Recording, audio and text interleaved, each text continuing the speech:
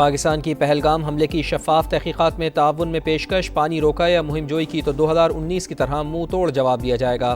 وزیر اعظم میاں شہباز شریف نے خبردار کر دیا، کہا ہماری امن کی خواہش کو کمزوری نہ سمجھا جائے۔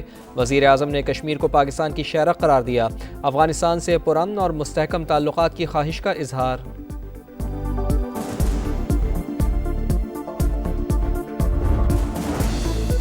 دشمن غلط فہمی میں نہ رہے، ہم اپنے وطن کا دفاع کرنا جانتے ہیں۔ Army chief general Syed Asim Munir کا ملک دشمنوں کو پیغام، کہا دو قومی نظریہ ہمیشہ سے پاکستان کے وجود کی بنیاد رہا۔ بھارتی میڈیا روایتی پروپیگنڈے سے تاریخ مسخ نہیں کر سکتا۔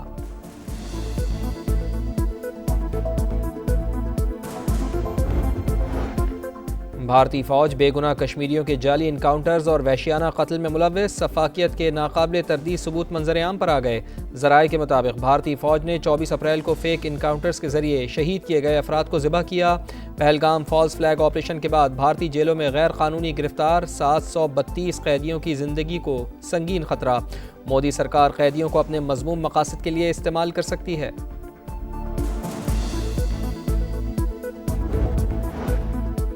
بھارتی جارحیت اور پاکستان پر بے بنیاد الزامات کا رد عمل، P S L broadcast company میں شامل بھارتی عملہ بے دخل، 23 بھارتی واگا کے راستے واپس چلے گئے۔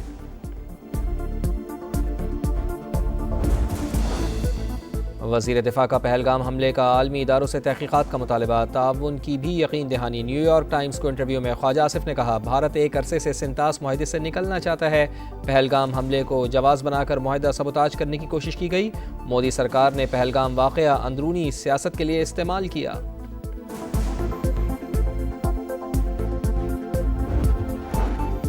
نائب وزیر اعظم اسحاق ڈار سے چینی سفیر کی ملاقات، خطے کی بدلتی صورتحال پر تبادلہ خیال، پاک چین اسٹریٹجک شراکت داری کے عزم کا اعادہ، قریبی روابط اور مشاورت جاری رکھنے پر اتفاق۔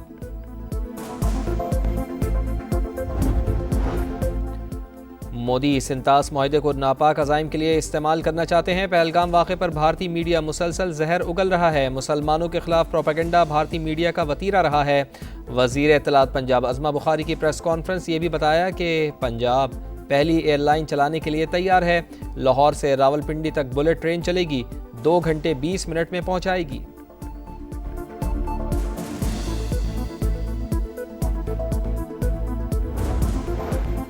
پاکستانی فضائی حدود کی بندش کو 24 گھنٹے گزر گئے، بھارتی ایئر لائنز کو بھاری مالی نقصان، 70 سے 85 پروازیں 2 سے 10 گھنٹے تاخیر کا شکار۔ امریکہ، کینیڈا، برطانیہ، جرمنی، ہالینڈ جانے والی پروازوں کو اضافی اخراجات کا سامنا۔ بھارت کی آبی جارحیت اور غزہ میں اسرائیلی مظالم، جماعت اسلامی کی کال پر ملک بھر میں ہڑتال، لاہور میں کاروباری مراکز بند، کراچی میں جزوی ہڑتال، سڑکوں پر ٹریفک معمول سے کم، سٹی کورٹ میں وکلاء کا احتجاج، پاکستان زندہ باد کے نعروں سے فضا گونج اٹھی، دیگر چھوٹے بڑے شہروں میں بھی کاروباری مراکز نہ کھلے۔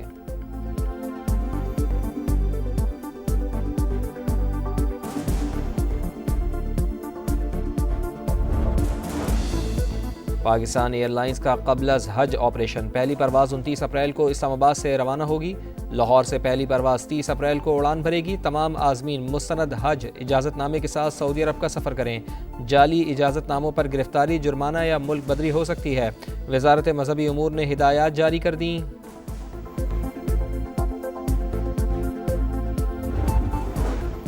پاکستان ملٹری اکیڈمی کاکول میں پاسنگ آؤٹ پریڈ کی پروقار تقریب، مہمان خصوصی وزیر اعظم میاں شہباز شریف نے پریڈ کا معائنہ کیا، نمایاں کارکردگی دکھانے والے کیڈٹس کو اعزازات دیے، دوست ممالک کے 13 کیڈٹس بھی پاس آؤٹ ہونے والوں میں شامل۔ تقریب میں army chief general Syed Asim Munir, وفاقی وزراء، غیر ملکی سفارتکاروں، اعلیٰ سول اور عسکری حکام کی شرکت۔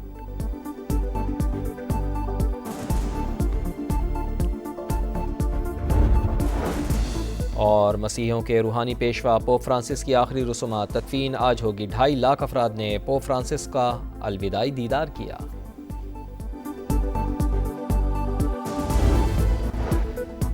پہلگام فالس فلیگ آپریشن کے بعد بھارتی سرزمین کشمیریوں کے لیے تنگ، نئی دلی اور دیگر شہروں میں کشمیریوں پر حملے، اتراکھنڈ اور اتر پردیش میں کرائے پر مکان ملنا مشکل، مقبوضہ وادی میں بھی بھارتی فوج کی ریاستی دہشت گردی، قابض فوج نے 5 گھروں کو بارودی مواد سے اڑا دیا، نام نہاد سرچ آپریشن کے نام پر گھر گھر تلاشی جاری۔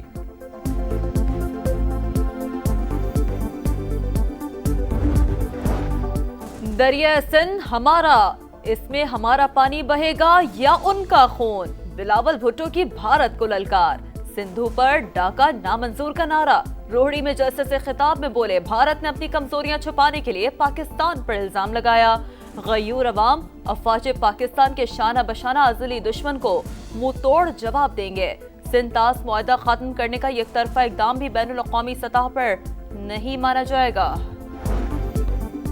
بھارت کی آبی جارحیت اور غزہ میں اسرائیلی مظالم، جماعت اسلامی کی کال پر ہڑتال، چاروں صوبوں کے مختلف شہروں میں کاروباری مراکز بند، ریلیاں اور احتجاجی مظاہرے ہوں گے، لاہور کی بڑی مارکیٹس بند، کراچی میں جزوی ہڑتال، سڑکوں پر ٹریفک معمول سے کم۔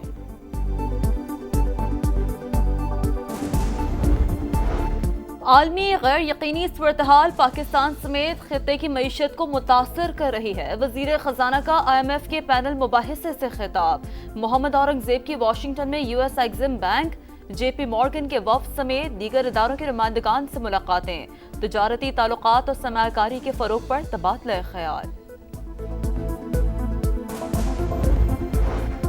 مؤثر اقدامات سے کسان کے لیے ترقی اور خوشحالی کے راستے کھل رہے ہیں، مریم نواز کی رکن پنجاب اسمبلی نوشیر خان سے ملاقات میں گفتگو، کہا نون لیگ نے ہر دور میں عوام کے لیے بہت سے پروجیکٹس شروع کیے، مفت ادویات کی فراہمی کا وعدہ بھی ہر صورت پورا کیا جائے گا۔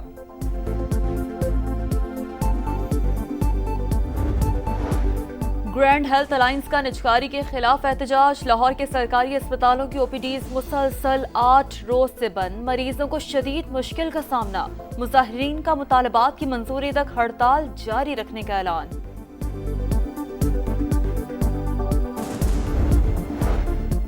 کینال منصوبے کے خلاف خیرپور ببرلو بائی پاس پر وکلاء کا دھرنا جاری، منصوبہ ختم ہونے کا نوٹیفیکیشن جاری ہونے تک احتجاج جاری رکھنے کا اعلان، دھرنے کے باعث قومی شاہراہ آج 9 روز بھی بند، ٹریفک معطل ہونے کے باعث عوام اور ڈرائیورز شدید پریشان۔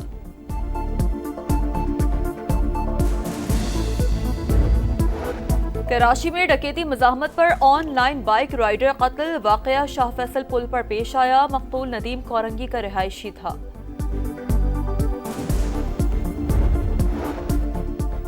ایران اور امریکہ ایک بار پھر مذاکرات کی میز پر، ایرانی وزیر خارجہ عباس عراقچی اور ڈونلڈ ٹرمپ کے ایلچی اسٹیو وٹکوف آج ایرانی ایٹمی معاہدے پر بات چیت کریں گے، دونوں رہنما مسقط پہنچ گئے، معاہدے کے خد و خال واضح ہونے کا امکان۔ غزہ میں صہیونی سفاکیت کی انتہا، غزہ سٹی، خان یونس اور رفح پر تابڑ توڑ حملے، 24 گھنٹے میں مزید 84 فلسطینی شہید، ورلڈ فوڈ پروگرام کے پاس خوراک کا ذخیرہ ختم، غزہ کے شہری قحط سے دوچار، اونروا کی سرحد پر کھڑے 3000 ٹرکوں کو غزہ میں داخلے کی اجازت دینے کی اپیل۔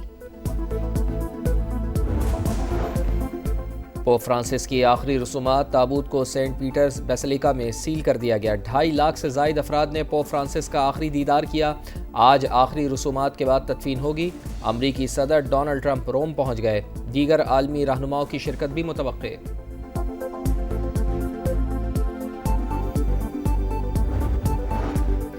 ٹرمپ انتظامیہ اور عدلیہ آمنے سامنے، FBI نے ملواکی کاؤنٹی سرکٹ کورٹ کی جج کو حراست میں لے لیا، امیگریشن اتھارٹیز کے کام میں رکاوٹ کا الزام عائد، عدالتیں ہماری راہ میں رکاوٹ ہیں، صدر ٹرمپ کا رد عمل، جج کی گرفتاری کے خلاف عوام سڑکوں پر، ٹرمپ انتظامیہ کے خلاف نعرے۔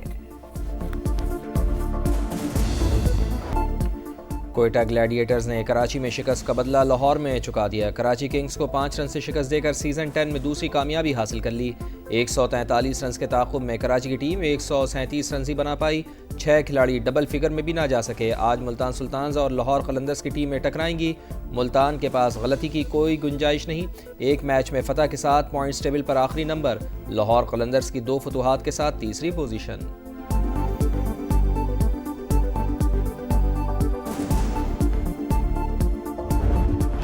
گول پہ گول، ایشین فٹ بال چیمپئنز لیگ میں الہلال کے گولز کی برسات، جنوبی کوریا کے کلب گوانگجو کو 7-0 سے ہرا کر سیمی فائنل میں جگہ بنا لی۔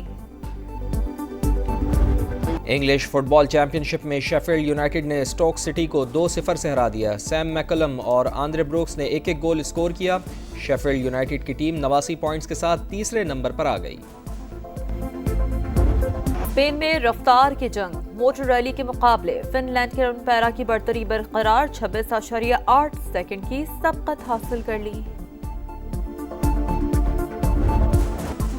امریکا کی جیسیکا پیگولا نے جرمنی کی کھلاڑی کو ہرا کر میڈرڈ اوپن ٹینس کے تیسرے راؤنڈ میں جگہ بنا لی۔ مین سنگلز میں امریکا کے بین شیلٹن نے ارجنٹائن کے میریانو ناوون کو شکست دی۔